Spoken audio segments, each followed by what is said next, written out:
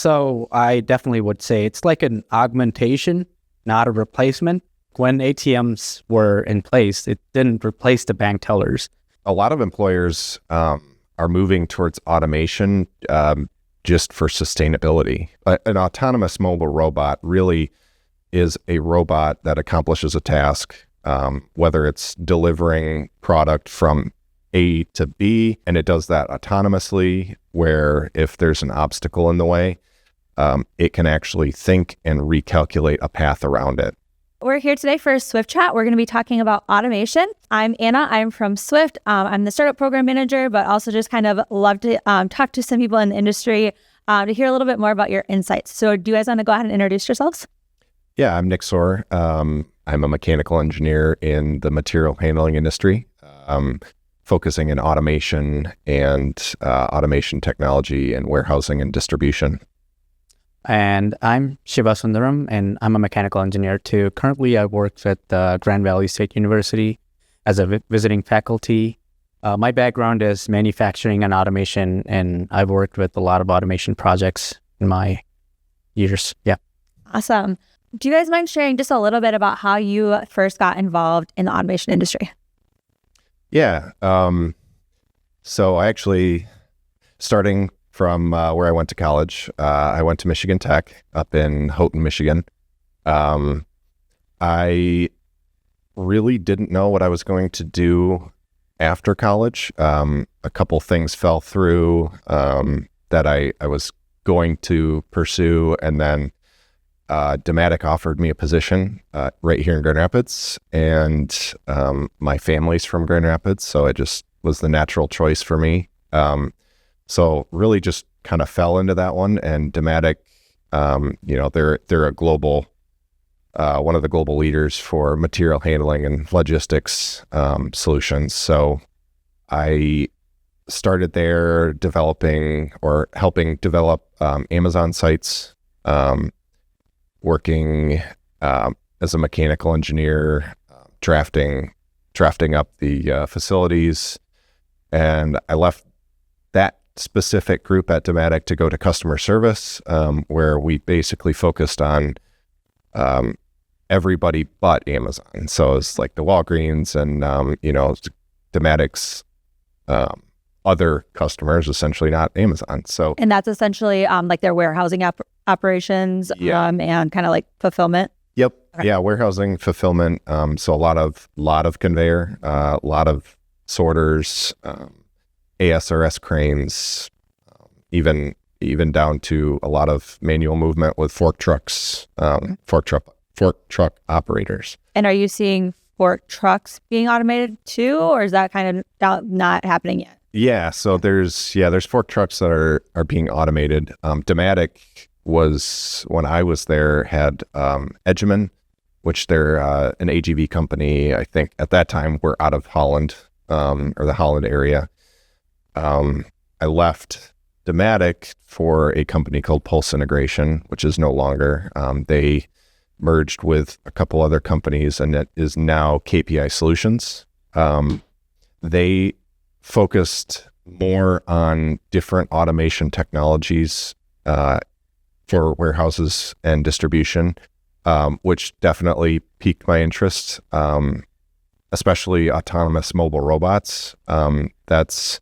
There's definitely a proliferation of mobile robot technology in the warehouse in the U.S. Okay. And so for people not in the logistics industry, an autonomous mobile robot, is that equate to a forklift, or is that like a smaller scale type operation? Yeah, good question. I'm learning to talk about this stuff to a non-technical audience that knows everything about the warehouse, but it can be a fork truck.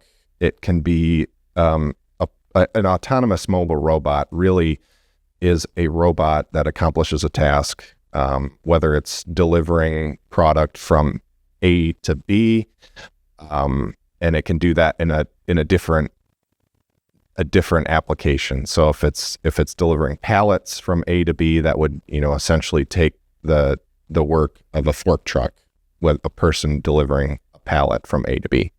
And it does that autonomously, where if there's an obstacle in the way, it can actually think and recalculate a path around it. Whereas a lot of people are familiar with AGVs, auto-guided vehicles. They follow some sort of fixed path and then they stop.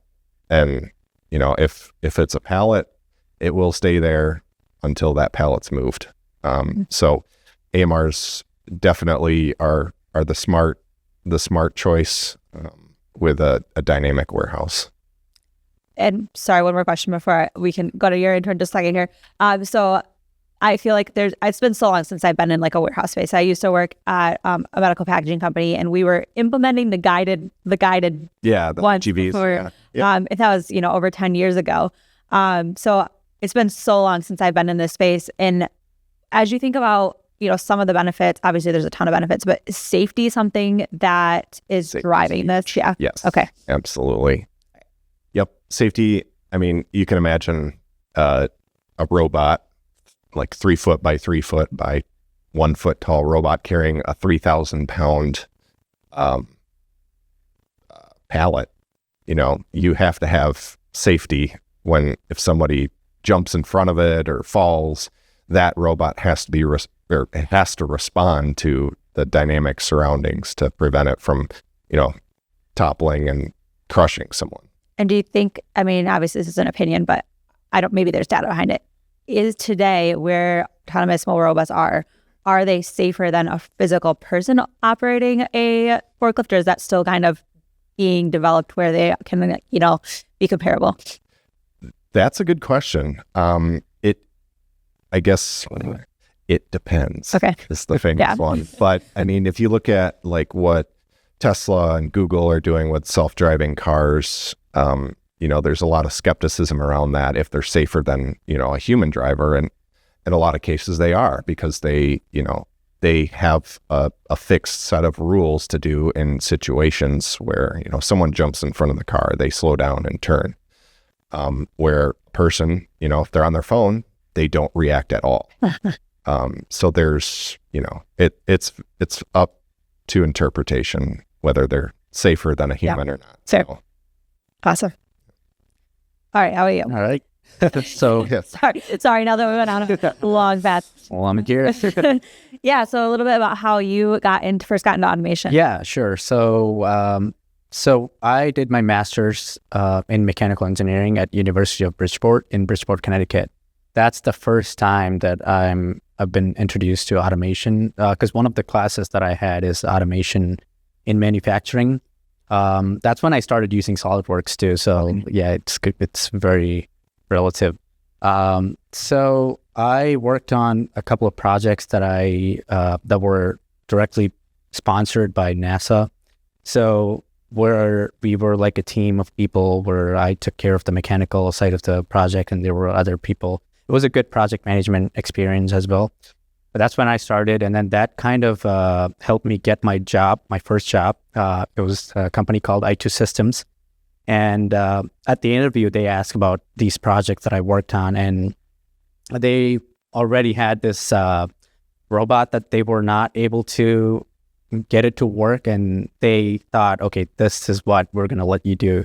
And they put me on that the first day, and it took me like probably like 2 or 3 weeks to figure out what was going on.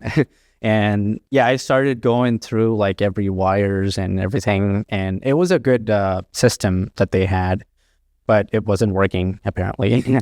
But I ended up learning all those each and every component, that the electrical component. I was not familiar with the electrical side of the thing, but I learned that, and then it got me interested. So they were like, all right, we're going to give you more projects like this. And then I implemented like a lot of automation in those assembly lines that they have.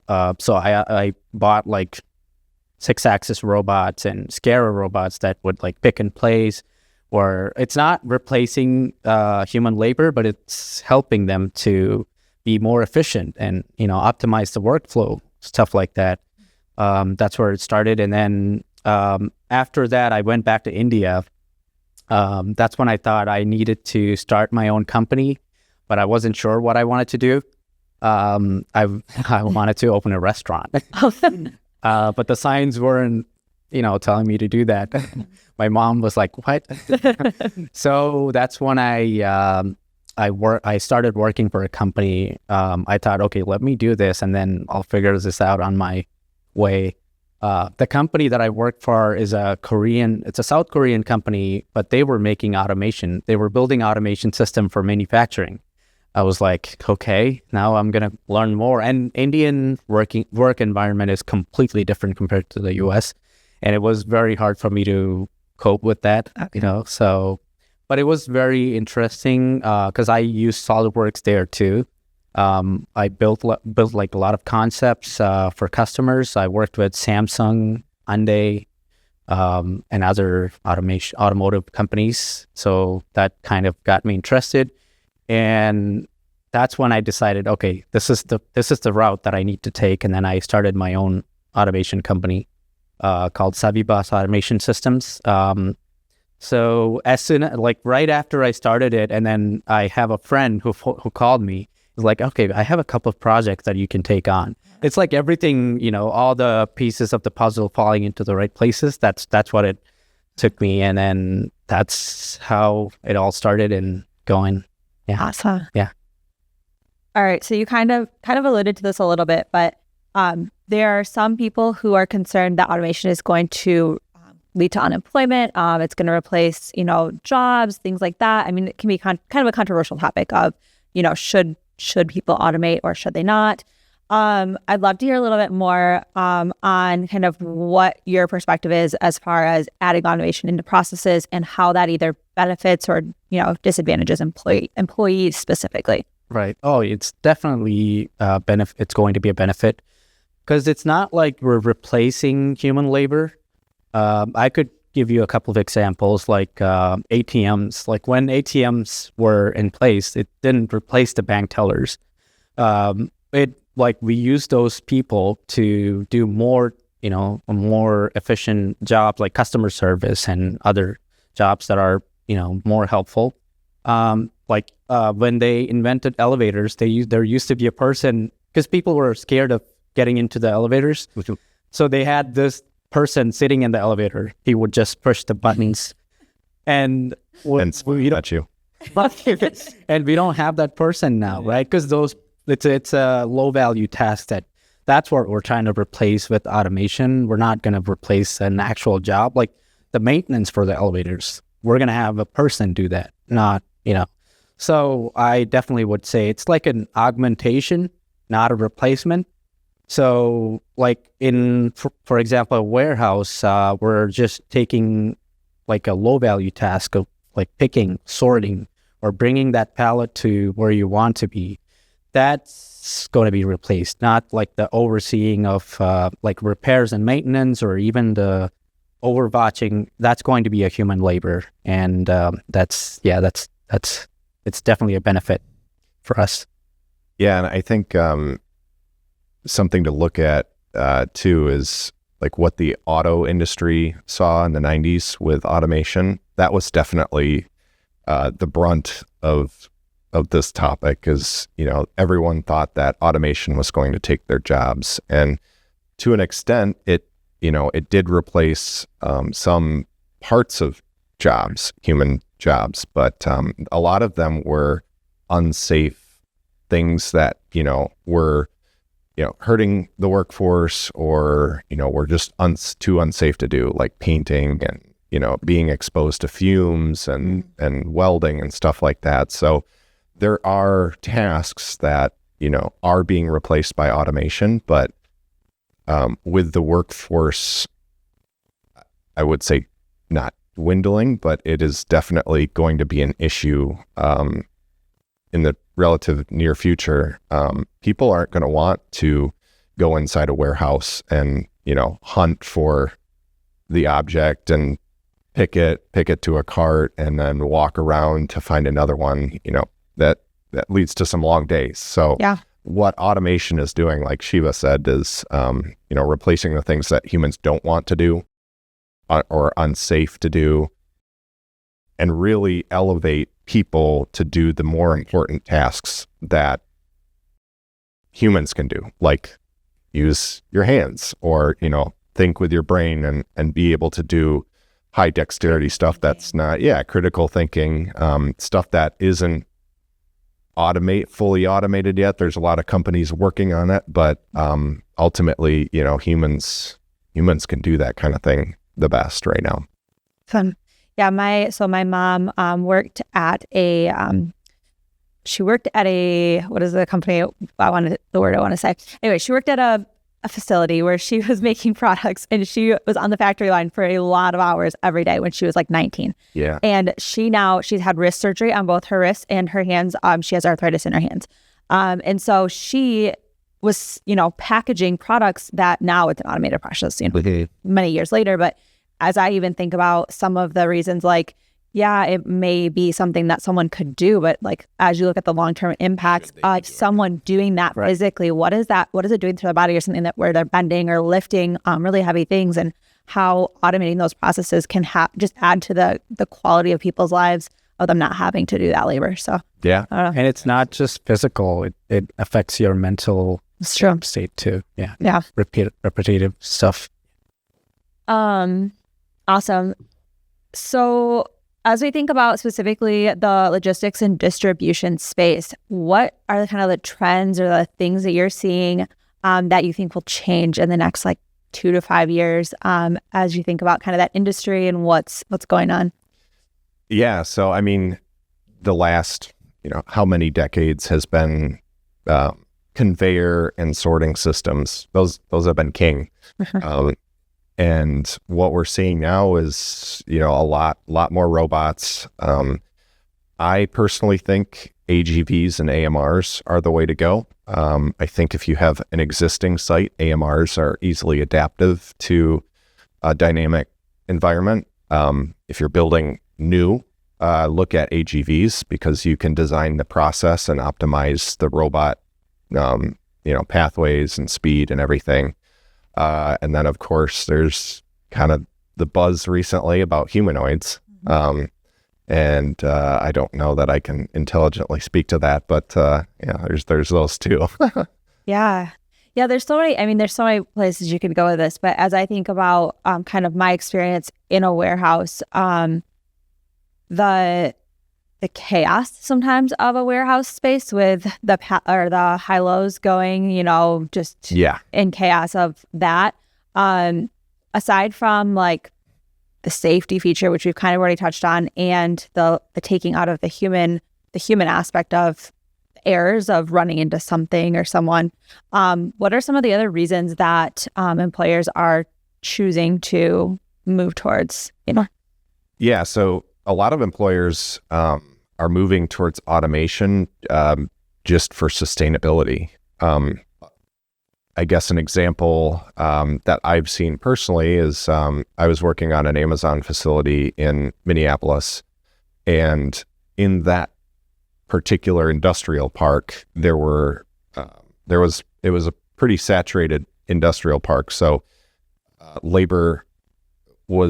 labor force was always in competition from building to building and company to company. So automation in some cases is just required to maintain business.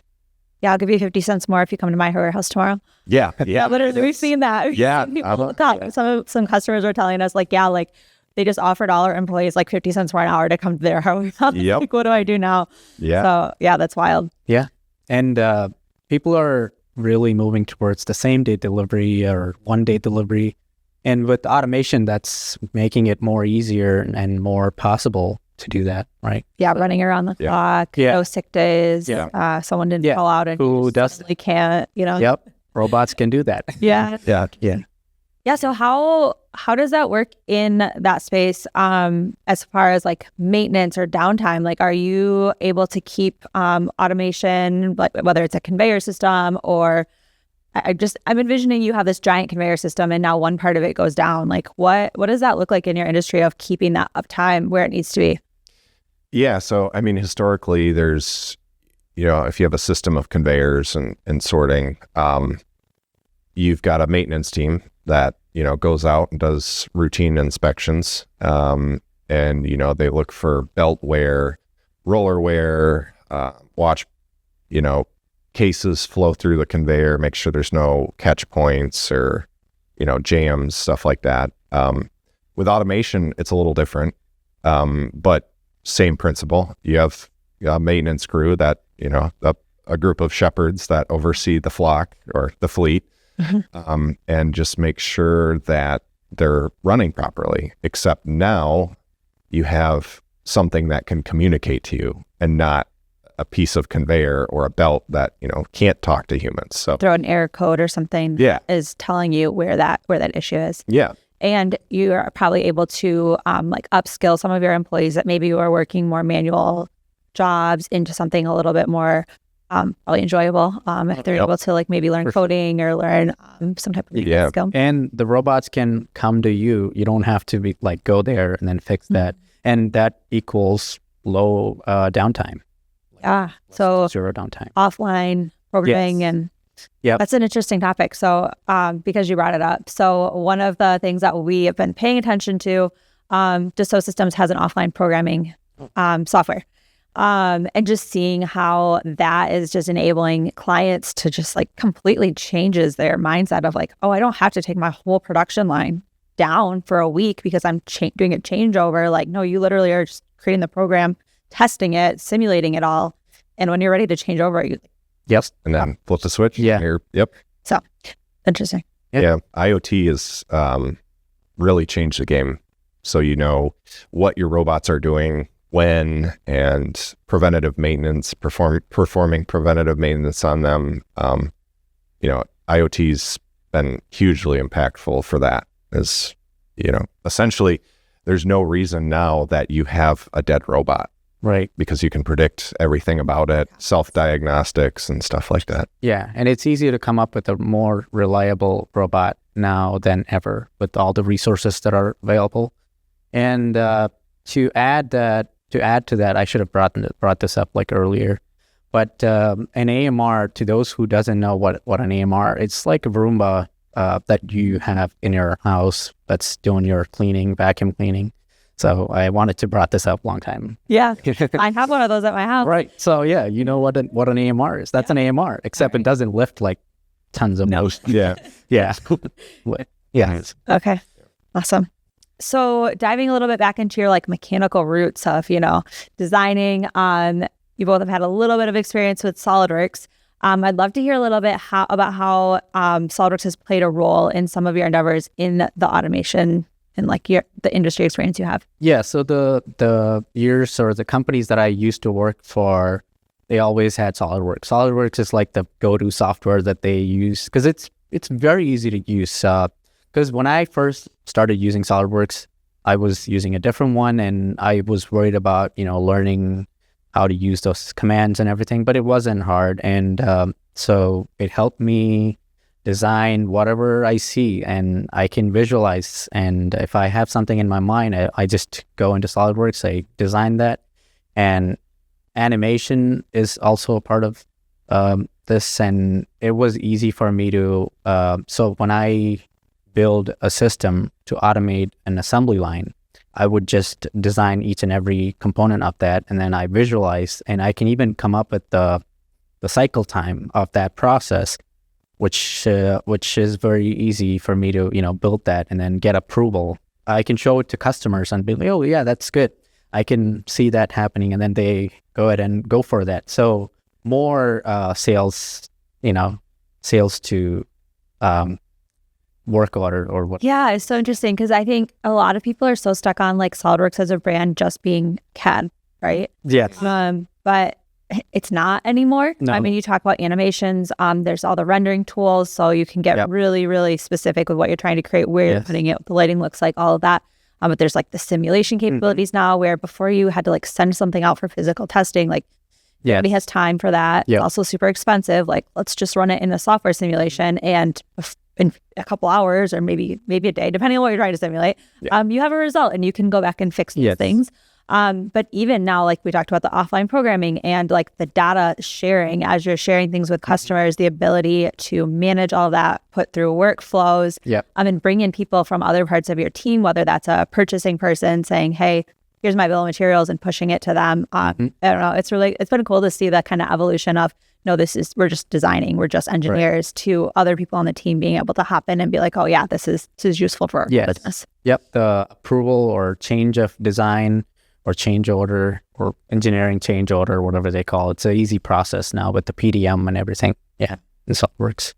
Yeah. And I don't know if I can say this, but I've historically been an inventor guy. Oh no. I know. So, but since we've had a license of SolidWorks, I'm actually pretty impressed at how intuitive it is to build. I'm not nearly the savant Shiva is, but yeah, it's pretty easy. It's pretty cool. I'm telling you, there's not a big learning curve here. It's pretty straightforward, and you can just start.